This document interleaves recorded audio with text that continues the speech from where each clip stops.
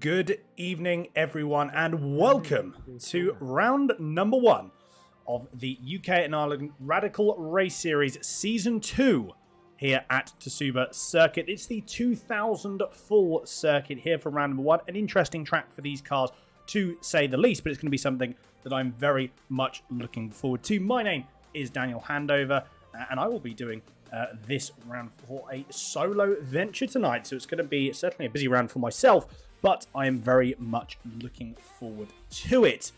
Now, as we saw as well within the last season, some very, very exciting racing. It's going to be the same going down into the first, going into round 1 of season 2. There's a couple of changes that have been made.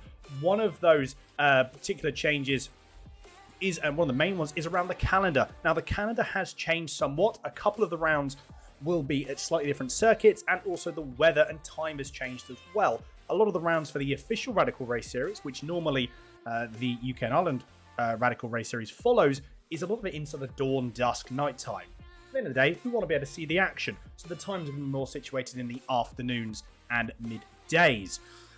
But again, either way, there's going to be some fantastic racing. Qualifying is underway. It's a lone qualifying, only a few laps between the drivers, and then we're going to go into around a 30-lap race of this Tsukuba circuit.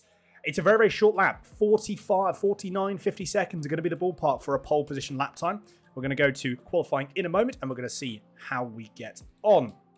One of the first cars actually to be leading out onto the circuit is, actually, we've already got some times coming in, so let us go to, there we go, so we can see some of the times coming down. Simon Edwards, we know, one of the very, very fast drivers indeed, has put it on provisional pole position. 4 tenths behind is Paul Clark. Now we know, again, this is very, very close. Tsukuba Circuit is going to be a very, very close circuit. We all know that, and the reason it's going to be so close is simply because there's so many, the track itself is so short. Yeah, so we know that it is going to be fast. Other times are starting to come in as well. And in fact, what I'd like to do is very quickly just have a lap on board with Simon Edwards if we can, just so we can get an understanding of how fast this circuit really is.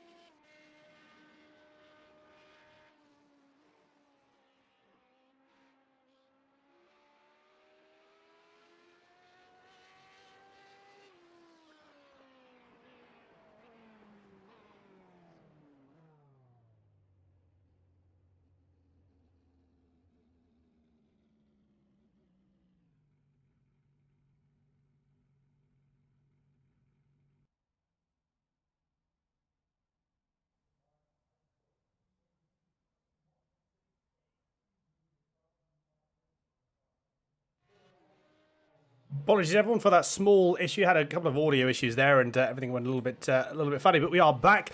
Yes, so unfortunately we didn't actually ride on board with Simon Edwards, but we did have John Hutchinson just going with a stormer of a lap, 200ths faster than Simon Edwards. Dave Kirkman's just gone into P9. We've got Michael LeMay on the coming down for one of his final laps. I believe this is indeed going to be his final lap. Does he improve on this 50.5? No, he doesn't, but one person that does is Sergio Martinez de la Cruz. He has gone up, the number 84, into 5th position. So certainly respectable time indeed. Top 5 only separated by half a second. There is a bit of a jump. John Hutchinson actually went a bit faster that particular lap, so he's now extended the gap by 0.1 of a second. Martina Ward currently going through for the final lap. This will be her final lap from the MJ Racing number 23. As we go through down into a little bit of a lock-up there going through turn 3. That will cost a little bit of time, not too much though. And kept it all in check very nicely. And now going down into the very, very tricky hairpin. Very fast corner. You can see in the bottom right-hand corner of your screen the kilometers an hour. So it's about 170, 180 kilometers an hour, which again, for a short circuit, is pretty fast indeed. Now you've got the back straight. You can really let the car stretch its legs, albeit still a relatively short straight compared to race circuit standards. A little bit wide, but brings it round to the exit. Is this going to be a quicker lap for Martina? As she goes up 50.46. Was the last? It is indeed. It's good enough for P6. Very, very good stuff indeed. There's a couple more drivers yet to cross the finish line, one of which is David Ralston, the number 262, in their very, very striking Tiger liveried car there. No improvement in terms of position, or improvement in time. Last people to go through. Guy Robertson doesn't improve. Actually, yes, another improvement on lap time, but no improvement on position. Two people that didn't qualify, Mike Buston and Dave Dowson. So both of those drivers have not qualified. Now that will play a little bit into the hands. Again, it's a short circuit, but that means there is some good. There's going to be some good overtaking opportunities, certainly so. We're going to have to see if that materialises as we go into the race. Let us hope so. I'm sure it was. Lots and lots of, surprisingly, some relatively big braking zones going into turn one. Even though these cars have got quite a lot of downforce at the same time, there is quite a lot of, there is a fair amount of big braking zones. You got down into the hairpin before the back straight. If you're very brave, you can try and get the inside of turn of the last corner down into turn one. Then you've got down into the likes of turn 4 as well. So there's some pretty good overtaking opportunities all around. Is there at Tsukuba? Again, we'll have to see how that materializes. Qualifying is just about over. In fact, we've got Dave Ralston just getting in a little bit, tiny bit more practice as he comes through. Down into, as we get number 262, comes in once again, going through down through the last corner, onto the start-finish straight. There he goes. Is he going to go for another lap? I think he's just getting some extra practice in. I believe he is, yep. So, again, that time in terms of... we're not going to know if that was a time improvement, obviously, because these lap times will not be recorded. But ultimately, this is going to be some improvements, possibly for David Ralston if he wants to try and adjust some things and make some quick little adjustments in the very, very final stages of qualifying. Some more practice is certainly never a bad thing by any stretch of the imagination. So certainly utilising the time wisely. It goes a little bit wide, going through down into turn. Down to the hairpin onto the back straight. I never have that ready to race button. And then as he goes through. Okay, so qualifying will be coming to an end in a few moments' time. Explain it and say.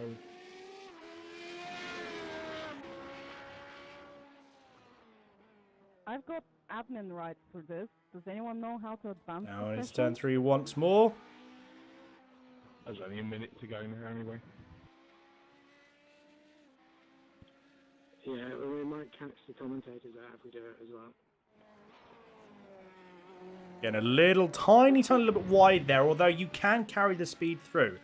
Not necessarily the end of the world if you do have that. You are able to then carry that speed through. At least I won't be the only one left behind. Commentators should be down there. Phil's got my mic. Where's he got my mic from? Ultimately, again, not sorted that out. coming down again to these final few moments here.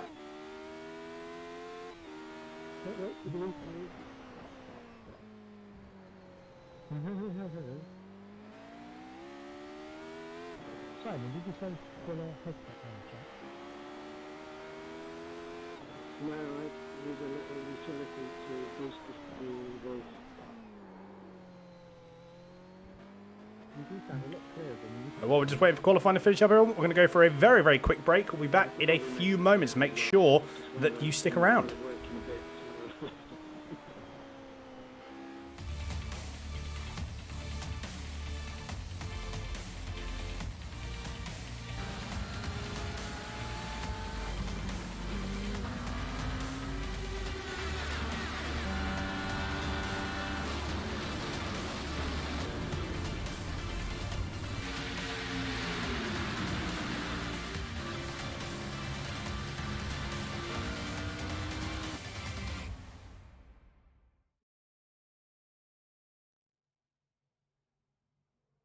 Welcome back, everyone. Here is your grid for round number 1. So, on the right-hand side on pole position, we do have John Hutchison, and then we're going to read them down quite quickly. Simon Edwards, Martin Booker is your top 3. Graham Brown in P4. Sergio Cruz in 5th. Martina Ward in P6. Paul Clark 7th. Colin Wynn 8th. Michael LeMay 9th. Phil Glover in P10. Phil Jocelyn in 11th. Dave Kirkman in P12. And then as we go a little bit further down the order, we can see then we do have Kevin Budgeon, Paul Crabb, Pat Seaborn, Graham Brown, David Ralston, Guy Robertson, Dave Dowson, and Mike Busson. They are your full grid. Again, apologies for the audio we were having there. That would have been from the audio that we would have had in the cars themselves. And that would have been the audios from the drivers themselves. So again, apologies that you weren't hearing that, but that has since been sorted. Another couple of moments, and then we will be underway for round number 1. I am very, very excited to be able to get round number 1 underway, as I'm sure you are as well, all that are watching. Again, if you are watching, thank you very, very much indeed. It's always good to have everyone down, and it's always good to have the support that we have from the drivers and people watching as well. Very, very good stuff indeed. Last couple of drivers are ready to get on the grid of Dave Dowson and Mike Busson, although they don't seem to be jumping onto the grid, so possibly some issues there perhaps. And I think no, that both Dave Dowson and Mike Busson not able to go on the grid, but either way, we're going to be able to get ready, just about to start, and here we go. Round number 1 for Season 2 is underway. Very, very even start all in all. One person didn't have a good start. Who was that? I think that was, couldn't quite see who that was. Dave Kirkman, possibly. But ultimately, it's going to be John Hutchison, Simon Edwards, Martin Booker, all going down into their respective positions, first and fourth. Single file as we go down now for the top 6 or 7. John Hutchison goes a little bit wide. That's going to cost a couple of people go a bit wide, actually. Simon Edwards tries to capitalise on it, but can't quite do it, though. You can see in the top left, 30 laps of this race are going to be run. The top 5 have not changed positions, and I think that may have actually been Martina Ward that lost a few positions at that start. Not the best start, unfortunately. John Hutchison now comes down through into the last corner. It's all pretty much single file now as we drop back. Is that going to stay the same? I highly doubt it. Intervals come up on the left-hand side of your screen now. You can see how close it is. Both Hutchison and Rivers have broken a bit of a gap. Ever so slightly. It's not too much, but it's half a second already. That's a sizable amount. Gonna have a quick look at a replay before we go through down into any further. Here is, yeah, Martina Ward doesn't have the best of starts. And then is there going to be a possible moment coming into the last corner? Oh, everyone checks up. And unfortunately, Martina Ward unable to pull the car up in time. Pat Seaborn had a similar issue here. I wonder if this was for a similar... Was there a bit of... There was definitely contact there. So Pat Seaborn just gets, unfortunately, stopped in the middle of the circuit. Certainly not ideal. It's the last thing you want. There we are, back to live racing. This is one of the closest battles we've got. It's currently being led by Phil Glover of the number 7. And then we've got Kevin Budgeon and Paul Crabb just behind. Budgeon has a little bit of a look. Nothing was made, though. No movement was made. Everyone continues to go through again. Single file, but it's very, very close. I tell you what, Paul Crabb certainly wanted to have a look, isn't he? As someone that's gone wide. Went very wide, actually. And say what's gone wide as well. That was... Budgeon has gone wide. He's lost a couple of positions, so Paul Crabb certainly took the opportunity to make that move stick, and so did Dave Kirkman. Dave Kirkman went up the... hopped up the inside. Another bit of a lock up there. Who was that? That possibly would have been Phil Jocelyn, I feel. It may have been, yes. But once again, everyone now comes down as they go into the last corner for the third time of asking. All still getting very, very close still. The gaps are starting to open up, that you can see. One of the closer battles again. Oh, someone else gone wide. Who's that gone wide? Quite see it again. The thing with these cars as well is you can go a little bit wide. As long as you get the car off the brakes quick enough, you can actually bring the car back. So all in all, it's not actually that bad, in all honesty. As long as you bring that car, as long as you are able to pull those brakes up, then you're able to then get back down. Pat Seaborn's made a move on Guy Robertson. I wonder if that was again because of a lock-up of the brakes. Let's have a look. And it was indeed, yeah. So a little bit of a wiggle there from the number 19 from Robertson. And unfortunately, that has lost him a place. But again, Pat Seaborn capitalising on it absolutely where he needed to. So fair play indeed. There is Martina Ward, you can see in the background. Running through 2.2 seconds is the gap. So we'll keep an eye on that and see if that comes down. It will come down if both drivers continue to battle. We'll have to see. Phil Glover, very, very close to being overtaken. Paul Crabb is pushing like mad. And to be fair, I certainly don't blame. There is the blimp cam, so you can see that gap. It's opened up a little bit there. I think Crabb had a bit of a moment. Again, very, very late on the entry, but have a look at the exit. Look at the exit that Paul Crabb has got. Absolutely fantastic exit there. And that's really, really loud through. Although, interestingly enough, it looks like that Glover had the slight, yes, maybe a bit less downforce in the car. Because looking at it, you can see that Glover just doesn't have the line in on the brakes. The car struggles a little bit on the braking. Is it going to be a bit of a move down at the inside for Paul Crabb? But no, door is firmly shut in the face of Paul Crabb, and I certainly feel that will be getting him going to make that position sooner rather than later. You can see a defensive driving from Phil Glover. But once again, no movement yet. Is there going to be a move here, or are we going to see Crabb taking that wide line again? Yeah, look at that wide line as we come in, and it's going to be a cutback. Dave Kirkman goes a little bit wide with a tiny bit of a lock-up. This is going to be the best run that Paul Crabb has had all race so far. He's actually already up alongside. Is it going to be something that Glover's going to have to defend? No, he tried. He just sends it around the outside, keeps the foot in.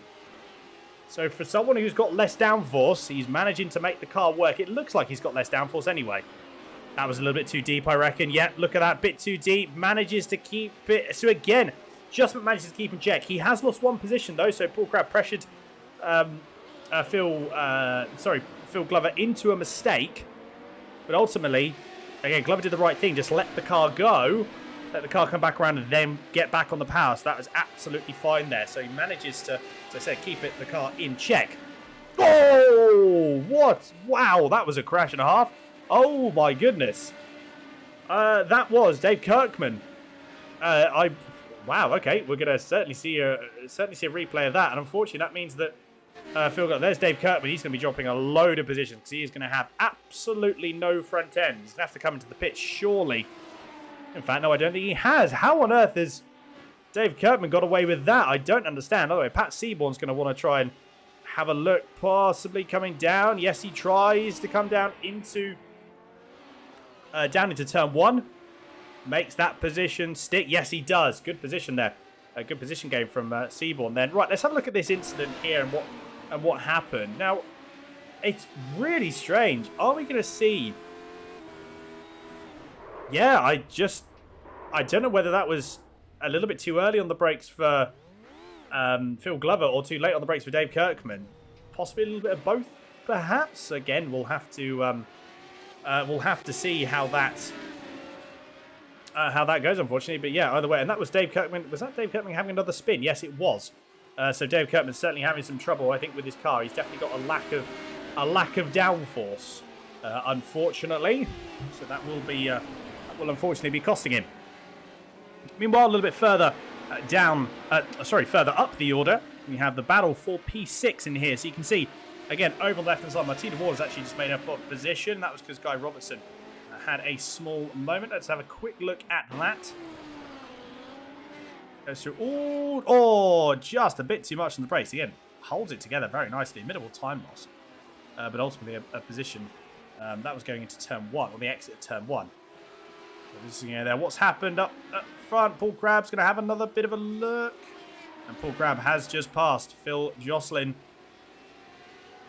going into the last corner. But we're going to see Jocelyn come straight back through at the inside. They're both going to go. Crabb keeps it around the outside though and manages to hold it. Again, the downforce of these cars, you really can use that downforce. You very, very much can. That battle seems to have subsided because the gap is already 0.7 of a second.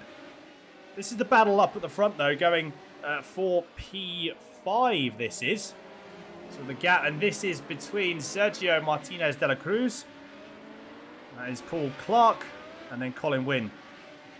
You got actually Michael LeMay in the background there as well. Let's not forget Michael LeMay just coming through, just got out of shot there.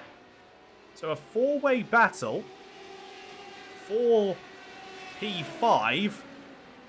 Now again, it doesn't necessarily look like a battle at the moment, but you know, you've got to be, as they say, you've got to be in it to win it, and certainly so at this point here. Michael LeMay, you know, he will be counting a little bit on everyone to battle. The gap is extended between De La Cruz and Paul Clark. He has extended by about 1/10 of a second, but then it's dropped back down again. So I wonder if the gaps can start to reduce a little bit, then Michael LeMay certainly has got an opportunity to battle for what is potentially a P5, but it's going to have to be some very, very hard battling. 11 laps have gone already here. Guy Robertson has had another moment, another what seems to be a big off. Let's have a look at this. This was actually the previous one, so this is the previous one where Martina Ward overtook. And I wonder, could we possibly be seeing something going on down into turn 4? We'll have a look. Yes, again, so tyres were a little bit too hot at that point, and because they were a little bit too hot, it's the whole snowball effect. As the tyre gets a little bit too hot, then it's a little bit harder to keep on the tarmac, and then you drive it a little bit harder. The tyres get hotter, and it's just a snowball effect that can really take hold quite quickly. And that's what we saw there. I think the closest battle we have at the moment, and it is between Colin Wynn and Paul Clark. What's happened to De La Cruz? De La Cruz has gone wide, very wide into the last corner. That's dropped the gap from about a second all the way down to half a second. It's exactly what Paul Clark and Colin Wynn want, and if anything, I'd almost be wanting to work together at this point, because another mistake like that from De La Cruz, and that's all you need for that to become a three-way battle for P5. Oh, no, behind. What happened behind, though? Paul Clark and LeMay came together. That was a pretty hefty incident there. We're going to replay that in a few moments' time, but certainly not what you want. In fact, we got a little bit of time. I thought we were going to have a little bit of time there, but it seems that Paul Crab wants to get past Paul Clark. So, again, we'll have to see if we can just let that... We'll see what's going to happen there. Little, again, wider from the both drivers, but then cutting in on the exit. Certainly a very viable line. Third down, battle for P10. Aaron Brown's actually overtaken Martin Booker, and I wonder why. It's because Martin Booker's had an off as well. So another couple of replays to certainly look after. Martin Booker, what has happened to Booker? He's dropped right the way down. That, you can see the gravel trap marks. He's gone off and sailed off into the tyre barrier. Oh, dearie me. There's a lot of replays to look at, isn't it? Let's have a quick look at actually what happened to Paul Clark. So, now coming down, I look to be here. So there's Paul Clark. Oh, just two cars don't fit into one space, unfortunately, and it was Paul Clark that lost out. Although minimal time loss once again. So, again, all things considered, it certainly wasn't too bad. This is what happened to Martin Booker. Previous incident, though. Must have been a previous incident a little bit further down. Although I can't necessarily see anything that would have happened, in all honesty. Here we go, coming down. Now, car's looking fine at this point. Is there a little bit too wide, perhaps? Or a bump that was taken or something? I really... Ah, that'd be why. Okay, well, there we go. That's certainly probably not helped the situation there. It's because Guy Robertson had an off. So this is Guy Robertson. So he spins... Gets spun around. You see that's Martina Ward. Yeah, Martina Ward goes by. So does Mark Hutchinson. And, oh, unfortunately, I mean, to be honest, that was a less than optimal rejoin, I think would be the best way to put that. While there wasn't a gap, that gap very quickly can close down. You notice that very quickly as well. Again, these cars are so fast. This is a very short circuit. So those gaps can reduce very quickly if you're not careful. And again, I think unfortunately, when it comes to being in a position where you, again, rejoin in that sort of instant. It's always a tricky one. So I certainly feel for both drivers there. Moving on now. Down into halfway through the race already. It's amazing how quickly this race certainly does go. John Hutchinson, again, the gap is now 2.3 seconds. He's actually been probably lapping people for the last 4 or 5 laps. And there we go. There's another one there. So, in all honesty, I mean, as John Hutchinson hasn't had that much screen time, again, is he going to be that bothered? I don't personally think so. He's going to be quite happy to sit where he is, if I'm honest. And I certainly don't blame him. So he's got 2.4 seconds to the gap. There is Simon Edwards. You can see just on your screen there. Graham Brown is 7.6 seconds behind Simon Edwards, who's around about 10 seconds behind John Hutchinson. Let's go a little bit further down. This is one of the battles that has been going on for a fair few laps and still continues to go on now. So this is between Michael LeMay, Paul Crabb, and then Paul Clark that you can just see there after his instant, trying to work his way back through the field. So potentially another, I would say another P6 potentially on the cards. Potentially on the cards here for Paul Clark if he can get the car in check. He's definitely catchy. You can see that. He's very, very, very much catching. And this is the battle that's still continuing to rage on. Kevin Budgeon versus Phil Jocelyn. It seems very, very evenly matched on pace at the moment as it stands. And deep onto the brakes for Budgeon. That has gained him a little bit of time, but then loses a little bit on the exit. Gets the slipstream now. We've actually got you can see a bit of damage to the back of Jocelyn's car, and well, you can sort of see the damage. Unfortunately, Kevin Budgeon is now so close. There's the damage there that you can see. But yeah, for a brief moment, Kevin Budgeon was simply so close you couldn't actually see it. As we come through at turn 1, you hear the throttles really roll in quickly. Again, when that downforce kicks in, you can really hammer on the loud pedal. This has got a very stable car, even without the downforce. The actual traction that these cars produce is pretty high. I would say that a little bit of understeer build up there from Kevin Budgeon. That's the only problem with a high downforce car, and you're following someone. Downforce does get lost. Last lap from John Hutchinson was a 49.14, currently the fastest lap of the race, and the fastest lap of the race by about a tenth and a half. So again, very, very impressive indeed. Although the entire field up to P14 are all in the 49s one way, shape or form. So again, this is going to be a very, very close season as we know. 10 laps remaining here. Go through again, tiny bit of wheel slip that you can just about hear, but there's nothing really major.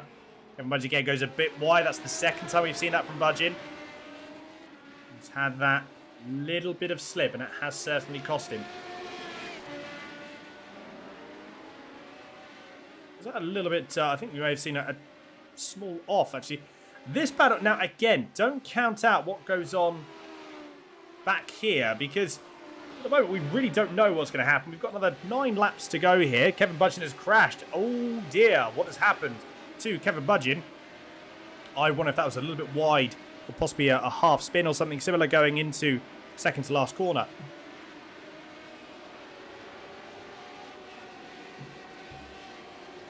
And that's going to be a possible move lost by Pat C when he goes at the inside. Goes a little bit wide. They touch. Big touch. And they still touch. That's 4 or 5 times there. Another bit of a nudge there. Just as a final bit of a nudge. And I wonder if Pat Seaborn is just... Yeah, I think he gave the position back. So, fair play. Recognise that was a little bit of a less than optimal manoeuvre there. And gives the position back. So, good sportsmanship there from Pat Seaborn. Down as we go. Actually, I just want to see what happened before we go through. Let's have a look at what happened to Kevin Budgeon. Down, is it a bit too much on the brakes and the rear comes around? Or is it a bit too aggressive on the throttle? Yeah, a bit too aggressive on the throttle. You can see actually the weight transfer. It's interesting enough. You can really see it there. So as you go into the corner, you have a look. The throttle comes on. And then when the weight transfers to the rear now, and then it picks up momentum. So very interesting example of what happened there. In that replay, we did see, or I saw Graham Brown had a... What happened to Graham Brown? I wonder what happened to Graham Brown, in all honesty, because I don't know. Well, again, let's find out. We do have a replay. Ah, that would certainly be why. Graham Brown, who was in P3. P3 has been taken from Graham Brown's hands, and I wonder how he blew his engine. I wonder how that engine blew. Possibly a bit too aggressive on the downshifts, perhaps? I really don't know, but either way, an absolutely devastating first round there for Brown. A very, very good run. If you're running in P3, certainly you're not going to complain about. Yeah, maybe just a little bit too aggressive on downshifts, perhaps, or something similar. That very much could have happened. Either way, we will maybe see. Hopefully that doesn't happen again. That's not a recurring theme throughout the season. That would certainly be a shame if it is. It's, again, calm before the storm actually here. It's certainly something that you can just see the smoke pouring off of the back of Graham Brown's engine there as he tries to get repaired. But that's going to be certainly a pretty lengthy repair. That's going to be. This battle is getting ever closer. It's getting ever closer. In fact, it's getting really close. So this is now the battle for P4. It was the battle for 6th, then it was the battle for 5th, and it's now the battle for P4. And again, Paul Clark just behind there that you can see. Again, still don't knock it out. Big lock up there for both LeMay and Crab. That's brought the gap down to Paul Clark by just under a second, give or take. 5 laps left to go, though, so if there's going to have to be something, it's going to have to be relatively quick. There may have to be a couple of lunges, although as long as the gap is close enough, that is bear in mind. Martina Ward a little bit further down the order versus Pat Seaborn. This is the battle for P11. Down into last corner. And a little bit of time lost for Martina Ward, but then manages to gain that time back on the exit. A bit of a look at the inside, but nothing as of yet. Although it's starting to get a little bit closer. The gap is now 2.5 tenths of a second. Again, 4 more laps to go. So, again, something that you need to be conscious of, because that gap is coming down, but there is not a lot of time to do it. So, as I mentioned, if there's going to be a lunge, it's going to have to be relatively soon. Possibly coming down. No, not into the hairpin this time, although Seaborn goes a little bit wide. That would certainly give Martina Ward a better run. You can see on the delta on the left-hand side, it certainly has. Although, again, a little bit less downforce by Seaborn there. Manages to actually pull away a little bit on the straight, even though Ward has got the draft. This is a bit closer, though. Could there be a bit of a lunge here? Possibly. It's going to have to be a very, very aggressive lunge. No, nothing here yet. Although Seaborn goes a little bit wide, the gap's even closer this time. It's going to be less than 2.5 tenths of a second going down. It's turn 4. Someone got a little bit wide there. Who was that? Couldn't quite see who that was, actually, that had a bit of a lock-up, but either way, lock-up was had there. Let's just move back to this battle that still continues to rage on. Colin Wynn has actually dropped right back. What's happened to Colin Wynn? Possibly a bit of a mistake coming down, and that certainly cost him. Dives to the inside to cut off Michael LeMay. And again, certainly, why would you not if you could? There's a back marker just moving himself from the racing line. There's the blimp cam, as you can see Sergio de la Cruz just up ahead by 1.5 seconds. I think Colin Wynn may be in the clear here if he can keep the car in check. The gap's, what's that, 0.5 seconds, but it's pretty close to the guys behind. So look at Paul Clark. He's wanting to have a bit of a look, isn't he? 2 laps to go, everyone. 2 laps remaining. It's going to be very, very close. I reckon Wynn's in the clear here as long as he can. Well, really what he wants to do is let the guys behind him battle. And then he's going to be able to sail off into the distance. A little bit wide there for Paul Clark, you can just see. Oh, that's late on the brakes for Paul Crab. It's a bit too late on the brakes even. He does get the cut back ever so slightly, but that would have cost him time. Oh, he's very, very late on the brakes. Too late on the brakes once again. But again, he gets the cut back. He manages to get the cut back again.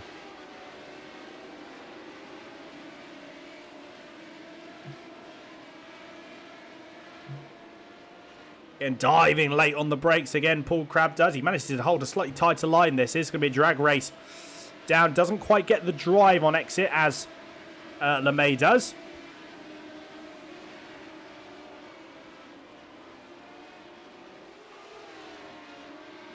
Down onto the chopper cam. Are we going to see a possible lunge up the inside? Perhaps we will, perhaps we won't. Oh, a little bit squirrely there. A little bit very squirrely, actually, from both LeMay and Crabb. That certainly cost them. 2 more laps to go. John Hutchison certainly not far away from his first victory, but this is the battle that we want to focus on. This is absolutely the battle that we want to focus on. Although there's another battle that's happening a bit further down between Pat Seaborn and Martina Ward still. So we certainly got to keep an eye out for that as well. Oh, that was late. That was deep. Front end wash massively there for Paul Crabb. Unfortunately, that is done and dusted, I feel. Where's John Hutchison? There he is. Coming down into the final lap already. Race just seems to disappear from you, to be fair. Here comes Kevin Budge and Martina Ward, and that's Pat Seaborn up ahead there. So a little bit of a battle here between these three. Although, we are going to go back down to John Hutchison. And in fact, here is John Hutchison, second to last corner. Coming down into the last corner for the final time here. Simon Edwards held his own 2.6 seconds behind, but no one is able to stop John Hutchison taking round 1 victory here for season 2 of the UK and Ireland Radical Race Series. Fantastic drive indeed. Faultless pole win, fastest lap, job done. And you can see he's certainly happy about that as well. What's going to happen though here? I feel there's going to be no movements, certainly no movements that we're going to see. Unless there could be Paul Clark, unless he gets a very, very good drive, it's going to have to be close. But no cigar. Paul Clark finishes in P7. A couple more drivers yet to finish. And then we'll be coming around giving you your full grid results here for round number 1. Last corner for the final time for Pat Seaborn, Martina Ward and Graham Brown. Last 3 drivers to finish. Fair few drivers out, actually. 20 drivers started. Only 16 have come across the line. See the finish. And that is it. That is your full race all finished up. And in fact, here we go for your results here. So once they come up for us in a few moments. And in fact, here they are. So here are your official results. John Hutchison takes the win with Simon Edwards in P2. Sergio de la Cruz in 3rd. Colin Wynn, P4. Michael LeMay, 5th. Paul Crabb in P6. Paul Clark in 7th. Phil Jocelyn in 8th. Dave Kirkman, 9th. Pat Seaborn in 10th with Martina Ward, P11. Graham Brown, 12th. Phil Glover in 13th. Kevin Budge in P14. David Ralston in 15th. And Guy Robertson, P16. It's finishing 3 laps down. Graham Brown, unfortunately, blowing his engine in P17. And then Martin Booker in P18, finishing 16 laps down. And then we have Dave Dowson, 30 laps down, that did not start, and neither did Mike Busson. And that is your full finishing order for this evening. And I believe in a couple of moments' time, we're hopefully going to have a chat with a couple of drivers, all being well. In fact, I feel we're going to be having a quick chat. We'll give it a moment or so to see if we get some drivers into the channel. And then, as mentioned, we will be able to then have a bit of a wrap up here. What a very, very exciting race indeed. I thoroughly enjoyed that. Tsukuba Circuit is a track that I wouldn't necessarily have thought that would have worked going down with these radicals, because the radicals are pretty fast indeed. These aren't slow cars by any stretch of the imagination, but at the same time, it certainly worked. It provided some very, very good action. While Tsukuba Circuit is a very, very short circuit, it is a fast circuit. I think that's the key thing there. It's a very, very fast circuit, in fact. So it's certainly something that we won't be able to complain about in the slightest. And I'm hoping we're going to get some more action there moving forward. I don't believe we've got anyone hopping into the race control, so I think we are going to wrap up then. Again, thank you everyone for sticking around and coming back to watch us for season number 2 of 2022. It's an absolute pleasure to have you with us, and we're looking forward to being able to have you a little bit further. We're going to be able to, like I said, hopefully be able to catch up with everyone very, very soon as well. And actually next week as well, we've got a slightly altered season, of which that will be fully released to everyone in the coming days. And you will be able to see those next scheduled streams. But it will be the same time next week on Thursday at 8:45 p.m. GMT. But thank you again, everyone, for watching. It's been an absolute pleasure. We look forward to seeing you next week. But as always, actually, before I go, we do have Mr. Simon Edwards in here, actually. Albeit 5 seconds before we were going to wrap up, Simon Edwards pops into the interview waiting room. So we are going to have a quick chat with Simon Edwards. Simon, can you hear us? Can you hear me? I believe we may have Simon with us in a couple of moments. Hopefully, so I believe Simon may actually be on mute, I think. So he won't be able to hear us. We won't be able to hear him for a brief moment. If not, we'll have to unfortunately abandon having a chat with Simon, which is a bit of a shame. It's always good to catch up. Yeah, I don't think we can get Simon coming through. Unfortunately, so may try for just a couple of more moments.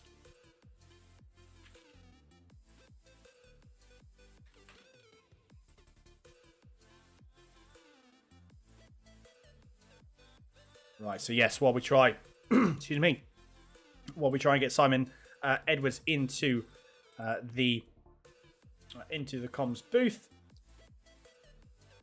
I believe, actually, right, apologies, I'm going to be, in fact, there we go. Simon, can you hear me?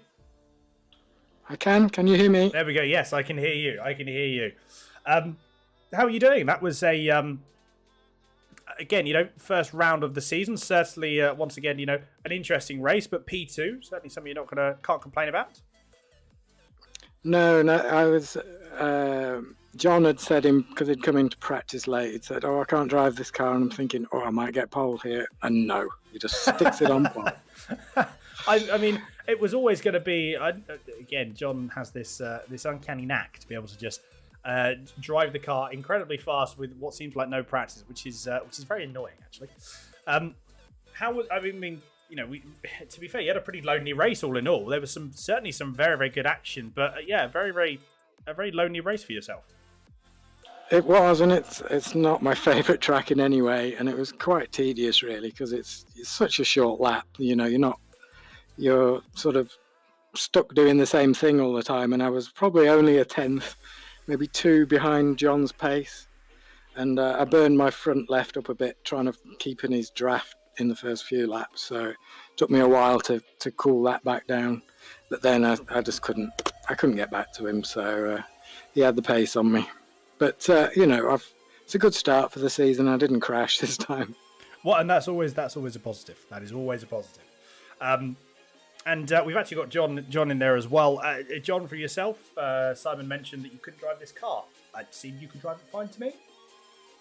I couldn't drive the track. It was horrible at the start, and then just as I came into the lobby, Paul Crab said put on more rear wing, so I tried that, and it seemed to work. So, happy days. Well, there we go. Again, certainly something that, as you're not going to certainly not going to complain about with that win. I mean, yeah, again, you only had about 3 seconds of screen time. Hope that's okay. But there was certainly a lot of action going on. Again, from your perspective, obviously sort of jumped up and then checked out. Again, I suppose there's nothing more to say, really, is there? I guess not. The race went better than I thought it would. There wasn't, like I said, I couldn't find a setup in practice, and just hooked it up at the last minute. So good. Stuff. No, and again, very much looking forward to seeing you both here next week. We are going to say goodbye to you both as well. We are going to bring in Sergio in a few moments' time. But again, gentlemen, thank you very much for turning up as always and for jumping in the comms box. Always good to catch up with you guys after the race, and I look forward to catching up with you both next week. Yes, thank you. Thanks, Daniel. I won't be here next week. I'll be in Rome. You'll be in Rome. I mean, there are worse places to be. Absolutely. Well, we'll see you in a couple of weeks then. Thanks, man. Take care, guys. And there we go. We are going to be bringing in Actually, we're going to bring in now. We're going to bring in Mr. Sergio Martinez de la Cruz, and actually, we're going to have a chat with now. Sergio, can you hear me? I do. Brilliant. How are you doing? Really good. I'm really happy with the result. I wasn't expecting this at all, so really happy. Good, and I certainly can completely see why that you're happy. You know, considering that, what were you expecting actually going into this round? I have to say, I didn't really enjoy the combination, so I didn't train at all during the week. So that's why I thought I would start from the back, but somehow I was in P5 for the grid, and that made my race, I think, because it's so difficult to overtake here. That as long as you don't make any mistakes and you overtake some of the crashes, you should be fine. Absolutely. And you know, as you say, you know, consistency is key here. Consistency is very, very key. And I certainly think that has put you in good stead. And as you said, you know, it's a consistent finish like this, P3 continuous, and you know, being at the top of the field, that will certainly put you in good stead for the championship itself. Looking forward to head to next week as well. You know, is that going to be a combination that you're going to prefer? You're going to do a bit more practicing during the week? If I'm honest, I don't even know what the track is going to be. So I think that is being confirmed for us in the next couple of days. So, but you know, again, I'm sure that once that comes out, obviously practice will be going in. But yeah, I think overall, you know, a P3 for the first outing at a track you're not 100%, you know, you weren't too keen on with that combination is certainly a good confidence boost. Yeah, sure. Perfect stuff. Sergio, we are going to say goodbye to you, but thank you again for turning up and popping into the stream. It's an absolute pleasure, and we look forward to catching up with you next week. Thank you. My pleasure. And there we go. That is it. That is everyone's interview. We are now going to wrap up, so I'm going to do the quick pleasantries goodbye once again. Thank you all for watching. We very much look forward to seeing you next week. Again, please make sure you like and subscribe to the channel. We're ever so close to getting to 600 subscribers now, actually. And we'd love to be able to push past that 600 barrier if we can by next week. So please do make sure that you subscribe if you have not already. We look forward to seeing you next week. As always, though, make sure you take care and stay safe.